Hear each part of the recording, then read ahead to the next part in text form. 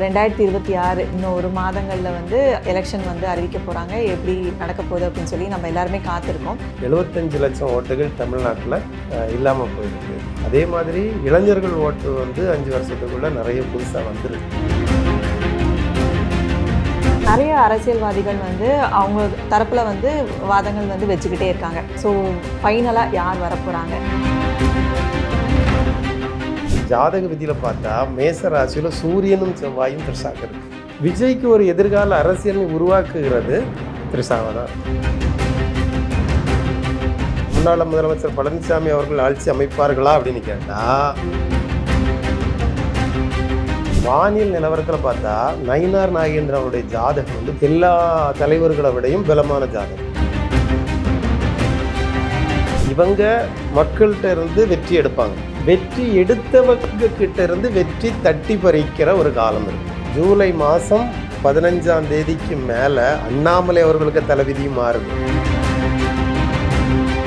So இது வந்து அக்யூரேட்டாக நீங்கள் எப்படி சொல்கிறீங்க? இன்னும் டேட்ஸ் எதுவுமே அனௌன்ஸ் பண்ணலை. இந்த டேட் வந்து இவங்களுக்கு சாதகமாக இருக்குமா இல்லையா அப்படிங்கிறது வந்து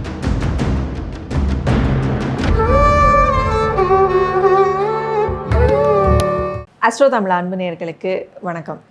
நம்ம இன்றைக்கி வந்து என்ன பேச போகிறோம் அப்படின்னு பார்த்தீங்கன்னா, இப்போ வந்து பொலிட்டிக்கல் சார்ந்த விஷயத்தில் வந்து நிறைய விஷயங்கள் அடுத்தடுத்து நடந்துக்கிட்டே இருக்குது.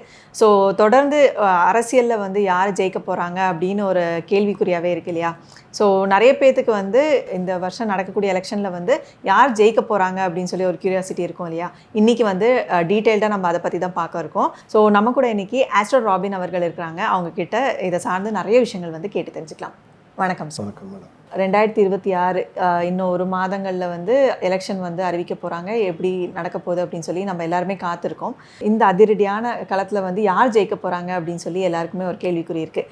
ஸோ அதுக்குள்ளே அடுத்தடுத்து ஒரு நாளைக்குமே வந்து புது புது அப்டேட்ஸ் வந்து நிறைய வந்துக்கிட்டே இருக்குது அரசியலில். விஜயா இருக்கட்டும், த்ரிஷா வந்து அரசியலில் வர போகிறாங்க அப்படின்னு சொல்லி பரவலாக வந்து பேச்சுகள் போயிட்டுருக்கு. நிறைய அரசியல்வாதிகள் வந்து அவங்க தரப்பில் வந்து வாதங்கள் வந்து வச்சுக்கிட்டே இருக்காங்க. ஸோ ஃபைனலாக யார் வர போகிறாங்க அரசியலில், இதை பற்றி கொஞ்சம் சொல்லுங்கள். இப்போ இருக்க நிலவரத்தில் புதியதாக அதிகமான ரசிகர்களை கொண்டது, அதாவது ஒரு மரம் இருக்குது, மரம் காய்க்குது, பூக்குது, அந்த பூத்து புதுசாக கனி எடுக்கிற ஒருவர் இருந்துகிட்டே இருப்பாங்க. எல்லா அரசியலும் இருப்பாங்க. அது புது வரவு. அதில் பார்த்தா இப்போ விஜய் தான் அதிகமாக அந்த காய்ச்ச இதை எடுத்துகிட்டு இருக்காரு. மற்ற கட்சிகளுக்கு உறுப்பினர்கள் சேர்க்கை தான் வளர்ச்சி. அது வந்து அதிகமாக ஒன்று சேரலை. ரெண்டாவது என்னென்னா, இப்போ 75 லட்சம் ஓட்டுகள் வந்து நான் பொதுவாக சொல்லி உள்ளுக்க வர்றேன். 75 லட்சம் ஓட்டுகள் தமிழ்நாட்டில் இல்லாமல் போயிருக்கு. அதே மாதிரி இளைஞர்கள் ஓட்டு வந்து 5 வருஷத்துக்குள்ளே நிறைய புதுசாக வந்துருக்கு. அப்போ இந்த தடவை இளைஞர்கள் தான் ஆட்சியை மாற்றுவாங்க அப்படிங்கிற ஒரு எதிர்பார்ப்பு பொதுவான கண்ணோட்டத்தில் இருக்குது. இப்போ அதனால் காங்கிரஸ் வந்து தாவேகாவோட கூட்டணி வைக்கலாம் அப்படின்னு இதுவே காரணமாக இருக்குது. ஏன்னா அடுத்த இளைஞர்கள் தான் ஒரு பெரிய பல்கான நிலையை கொண்டு வருவாங்க அப்படிங்கிறது. இது ஒரு கள நிலவரம். ஆனால் ஜாதக அடிப்படையில் ஸ்டாலின் அவர்களுடைய ஜாதகத்தில் கும்பராசியில் இருக்கக்கூடிய சூரியன் ராகுவுக்கு நட்சத்திரத்தில் இருக்கிறார். இப்படி இருந்தால் ராகு பின்னுகப்போம், சூரியன் மின்னுகப்போம். ராகு ஆன்டி கிளாக் வைஸ், சூரியன் கிளாக் வைஸ். அப்போது இந்த தடவை அது இழுபறி தான். ஆனாலும் அது ஜெயிக்கிற ராசி. இழுபறியில் ஜெயிக்கும்னு சொல்லிடலாம். அப்போ மற்ற கட்சிகள் என்ன நிலவரம் இருக்கும் அப்படின்னு பார்த்தா, இப்போ நம்ம விஜய் அவர்களுக்கு அரசியல் விதி வந்து கிடையாது. அரசியல் விதின்னா அதுக்கு மேச ராசி, சிம்ம ராசி, அடுத்து தனுசு ராசி, இந்த 3 தான் அரசியல் ராசி. அதாவது நேர்மையான அரசியல், நேர்மையான தேவர்களின் அரசியல், ஆண்டவன் கொடுத்த அருளில் வருகிற அரசியல். ஆனால் அசுர ராசின்னு இருக்குது, அசுரர்கள் மேற்கொள்வார்கள் அப்படின்னு இருக்கும்போது அந்த அசுர ராசிகளில் கிரகம் இருக்குது. அசுர ராசின்னா மண் ராசிகளெல்லாம் அசுர ராசிகளாக வரும். அதில் அவருக்கு கிரகம் இருக்குது. அதனால் அப்படி வருவார். அப்போது அவர் தேர்தல் உள்ளுக்க வர்றதுக்கு இவரை விட பலசாலியாக இருக்கிறது த்ரிஷா ஜாதகம் தான் பலம். ஜாதக விதியில் பார்த்தா மேச ராசியில் சூரியனும் செவ்வாயும் த்ரிஷாக்கு இருக்குது. தனுசு ராசியில் கேது இருக்குது. அப்போது அரசியல் பலம் அப்படிங்கிறது விஜயை விட பலமானது யாருன்னா த்ரிஷா. த்ரிஷா இவங்க கூட சேர்ந்து இருக்கிறது வரை விஜய் அவர்களுக்கு பலம். பலம்னா பலம். சேம் டைமில் சரி கல்யாணம் பண்ணுவாங்களா அப்படின்னா அது விதவை ஜாதகம். யாருக்கு? த்ரிஷா அவங்களுக்கு அது ஒரு விதவை விதி தான் இருக்குது. ஏன்னா சூரியனும் செவ்வாயும் சேர்ந்த நெருப்பு ராசிகளில் இருந்தாலே அவங்க கல்யாண வாழ்க்கை வந்து சிறக்காது. மற்றமுள்ள கிரகம் பெரும்பாரியான கிரகம் வக்கரத்தில் இருக்குது. வக்கரத்தில் இருந்தால் இவங்க வந்து திருமண வாழ்க்கைக்கு இவங்க அதில் ஈடுபட மாட்டாங்க. சரி, சேம் டைமில் அப்போ இவங்களை விரும்புகிறாங்களே அப்படின்னா இந்த திருமண வாழ்க்கை வாழாதவங்க சில லவ் வாழ்க்கை வாழ்வாங்க. அப்படின்னு பார்த்தா இவங்களுக்கு இருக்கக்கூடிய பிறந்த ராசி மகர ராசியில் பிறந்திருக்காங்க. மகர ராசியில் பிறந்தா பூர்வ ஜென்ம காதலன் வந்து வாழ்க்கைக்கு உதவுறவளாக இருப்பாங்க. அப்படி ஒரு விதி இருக்கு. அப்போ விஜய் வந்து பூர்வ ஜென்மத்தில் உள்ள காதலர்களாக இருந்திருக்கலாம், இந்த ஜென்மத்தில் இப்படி காதலர்களாக இருப்பாங்க. இது ஒரு விதி. சில விதிகளை சொன்னேன், அதனால ரொம்ப கழுவி ஊற்றிடக்கூடாது. ஏன்னா விதிகள் இருக்கிறதுனால தான் இப்படி ஒரு அமைப்பே வந்து, அப்போ அதனால தான் அதை சொல்கிறேன், இல்லாமல் சொல்லலை. இப்போ விஜய்க்கு ஒரு எதிர்கால அரசியல் உருவாக்குகிறது த்ரிஷாவாக தான் இருக்கும். இவங்க தான் எதிர்கால அரசியலுக்கு முக்கியமான ஆளாக இருப்பாங்க. விஜய் அவங்க வந்து ஒரு மானிட்டர் நடிப்பார், எல்லாம் சொல்லுவார், சொந்தமாக ஏதாவது கேள்வி கேட்டால் பொறு அப்படிம்பார்.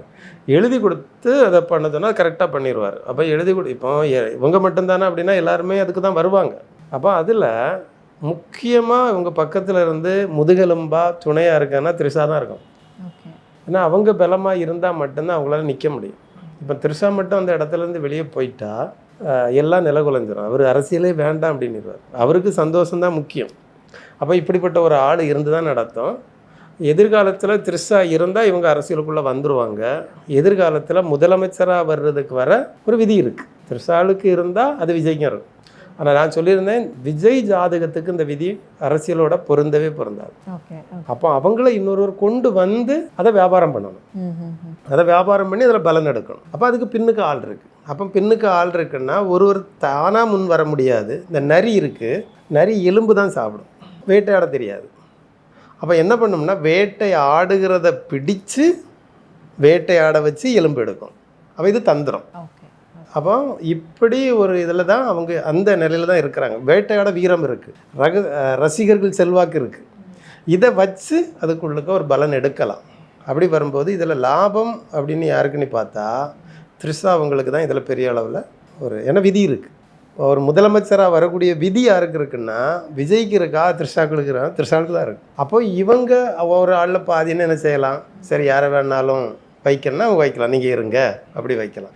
அப்போ இப்போ இருக்கிற மாற்றம் இந்த தடவை டிஎம்கே ஜெயித்தாலும் எதிர்கட்சி நிலைக்கு வரக்கூடிய அளவுக்கு இது இருக்குது. சரி, அப்போ இன்னொரு பக்கம் இருக்கே அண்ணா டிஎம்கே இருக்கே அப்படின்னு பார்த்தா அண்ணா டிஎம்கே கட்சி இப்போது மொத்த வானியல் நிலவரத்தில் ஒரு நிலவரம் இருக்கும்.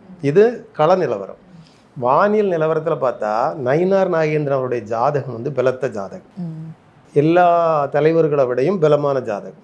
அந்த நேரத்தில் சிம்ம ராசியில் இருக்கிற கேது என்ன பண்ணுவார்னா சிதறடிப்பார். இப்படி தான் அதிகார பலம் வச்சிருக்கிறவர் சிதறடிப்பார்.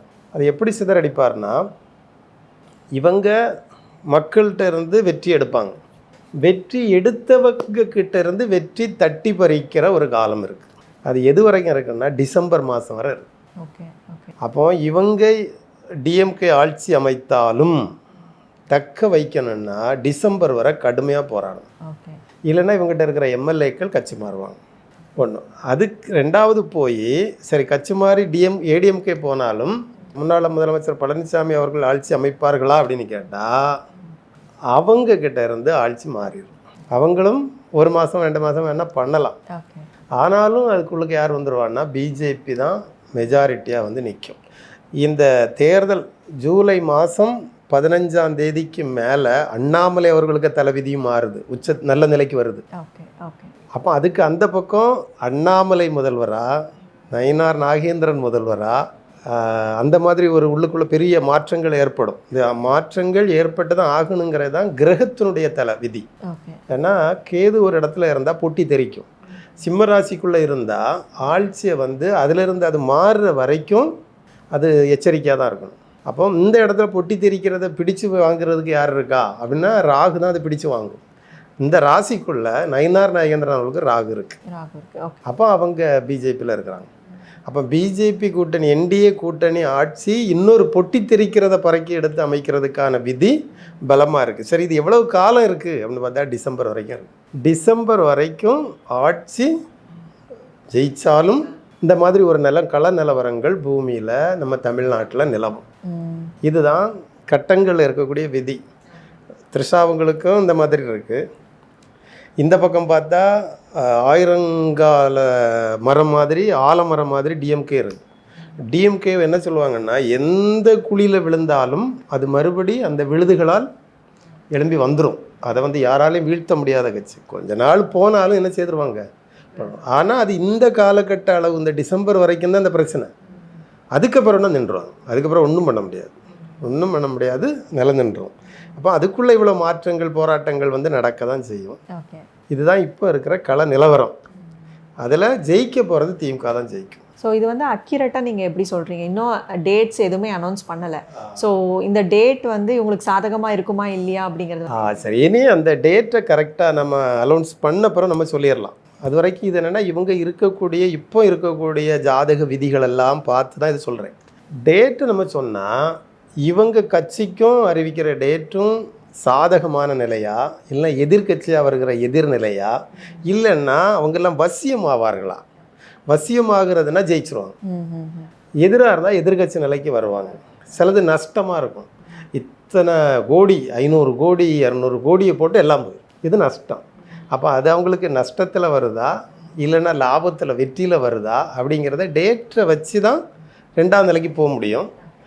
அதுலேயும் யார் முன்னுக்கு நிற்கிறா அப்படின்னு பார்ப்பாங்க. அந்த டேட்டில் கிரக வரிசையில் முன்னுக்கு நிற்கிறது எது, அந்த முன்னுக்கு நிற்கிற கிரகம் இதில் எந்த கட்சியை சார்ந்தது, அதை வச்சு சொல்லிடலாம். அதை அறிவித்து இன்றைக்கி தான் தேர்தல்னா அந்த நாளில் ஒரு கிரகம் முன்னாடி நிற்கும், ஃபஸ்ட்டில் நிற்கும். அப்போ அந்த ஓட்டப்பந்தயத்தில் ஜெயிச்சு நிற்கிறோம், அது எந்த கட்சியை சார்ந்தது, அது சீமானுக்கு எத்தனாவது வரிசையில் வருது, அதுக்கு அடுத்தால வருகிறது முதல்ல நிற்கிறது டிஎம்கேயா இல்லை ஏடிஎம்கேயா, இந்த கிரகத்தில் எது முன்னே நிற்கிதோ அதை தான் மக்கள் வந்து அதை நோக்கி தான் போவாங்க. அப்போது அந்த நாளை வச்சு தான் அடுத்த நிலைக்கு போக முடியும். அப்போ அந்த டேட்டை அறிவித்தா அடுத்த நிலையில் யார் முன்னுக்கு வருவா அப்படிங்கிறத அக்யூரேட்டாக சொல்லிடுறேன். ஓகே. ஸோ இதுக்கு எல்லாமே வந்து நம்ம வெயிட் பண்ணி தான் பார்க்கணும். ஸோ தேர்தல் வந்து எப்படி நடக்க போகுது அப்படின்னு சொல்லி வெயிட் பண்ணி பார்க்கலாம். ஸோ நீங்கள் சொன்ன கணிப்புகளுமே அதில் வந்து சக்ஸஸ் ஆகுதா அப்படிங்கிறது வந்து நம்ம வெயிட் பண்ணி பார்க்கலாம். Okay sir. ஸோ தொடர்ந்து நம்ம ஜோதிடம் சார்ந்த நிறைய விஷயங்கள் வந்து அடுத்தடுத்து பேசலாம் சார். அது வரைக்கும் நன்றி. வணக்கம்.